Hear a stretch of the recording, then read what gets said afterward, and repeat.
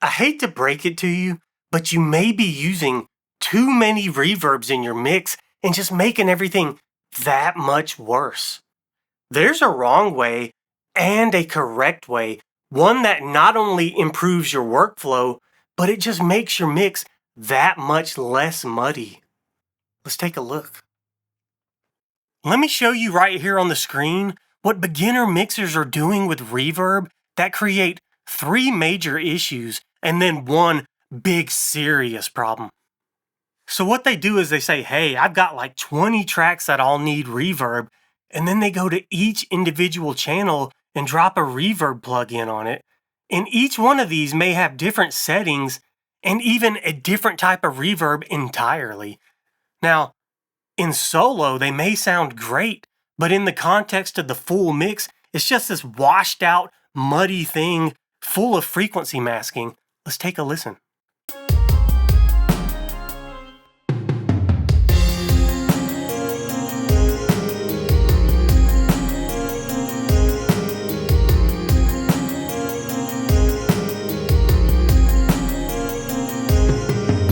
Surrender yourself.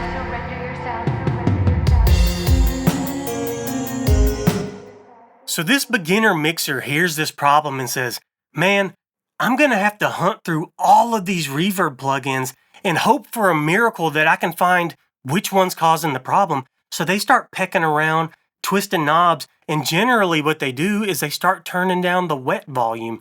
And then they do that across each track because it starts sounding a little better and a little better, but all they're doing is bringing down the overall volume of that entire washed out frequency masking reverb. Is still there, it's just quieter. So then this person has this grand realization where they say, hey, what I can do is turn off the reverb across the bass and drums, and I'll just let it exist on the vocals and on the main instruments. But the problem you have now is those vocals and main instruments are existing in a different space than the rest of the song. Let's see what that sounds like.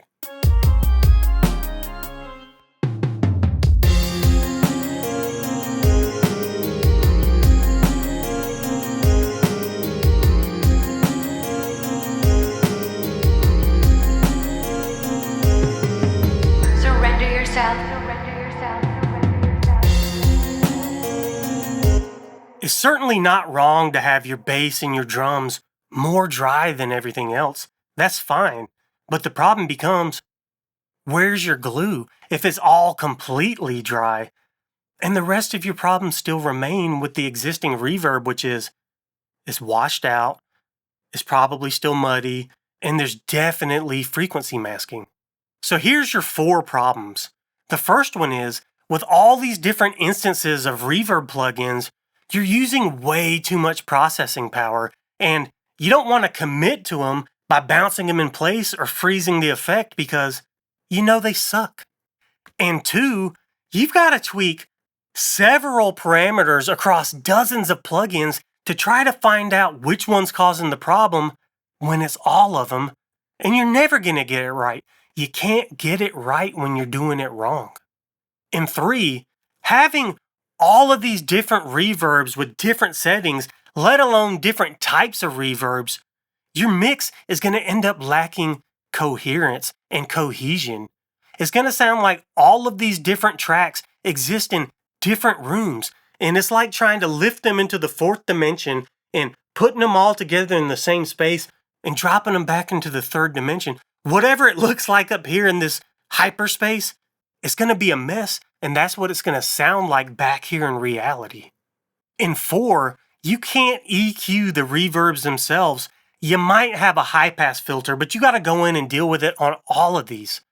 The thing is, even if you achieve the aesthetic that you want, the overall quality of the mix is going to suffer all the worse for it. Thankfully for us, there's a super simple solution that covers all of the problems.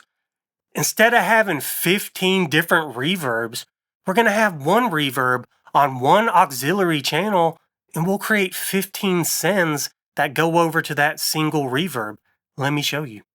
First, we're going to select all the channels we want that reverb on.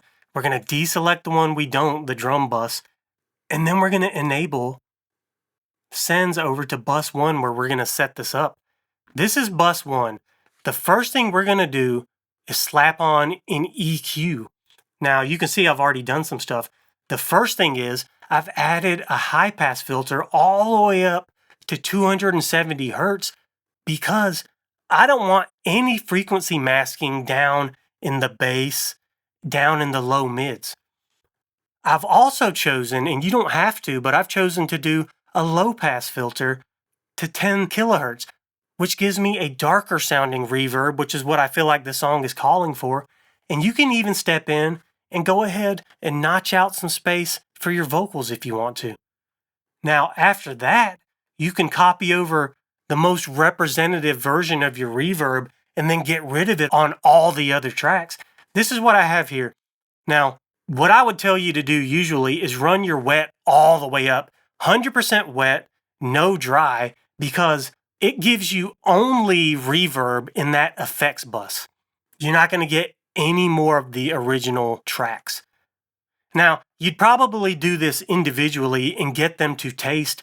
I'm going to save time, and we're going to start running up the volume on all these sends together, and I had no clue where to stop. We're going to go up to -6.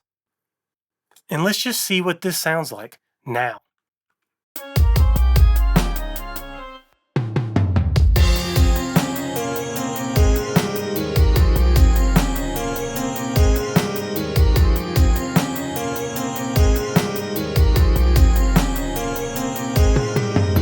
Surrender yourself.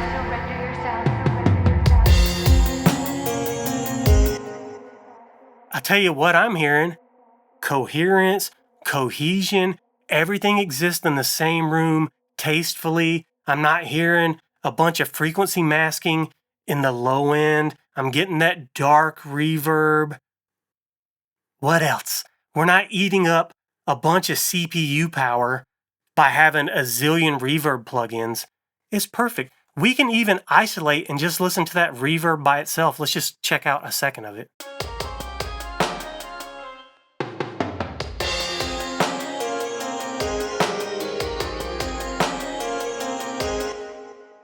It's just mid-range. There's no bass, there's no low mids, there's no high end, and it sounds great in the context of the full mix. That's why we don't do things in solo. Isn't this 1,000 times better? But wait, there's more. One thing people will do is in their mix template, they'll go ahead and set up 4 auxiliary channels with 4 different types of reverb in them, and they'll make sure they're different. They'll have a room, a plate, a chamber, and a hall. And what you can do is, depending on the song, you can decide, hey, this is calling for the specific sound of a room reverb.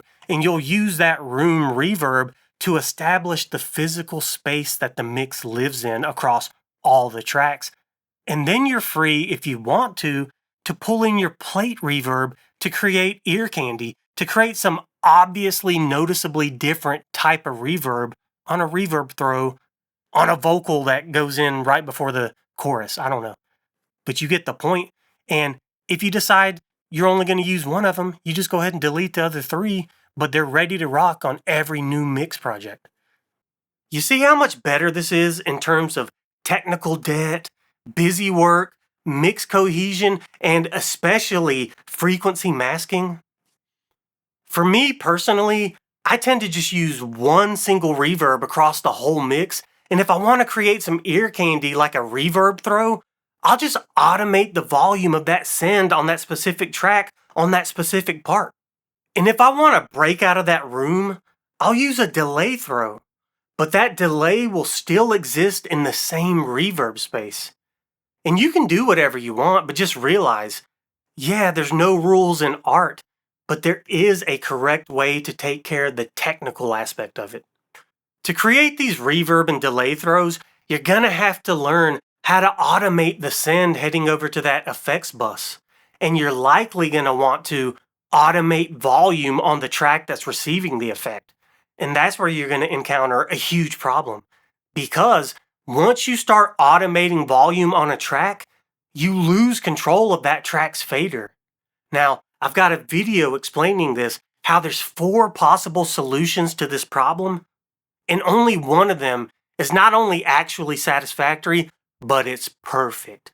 You want to use this in your workflow, so check out this video. I promise you, I'm not gonna let you down.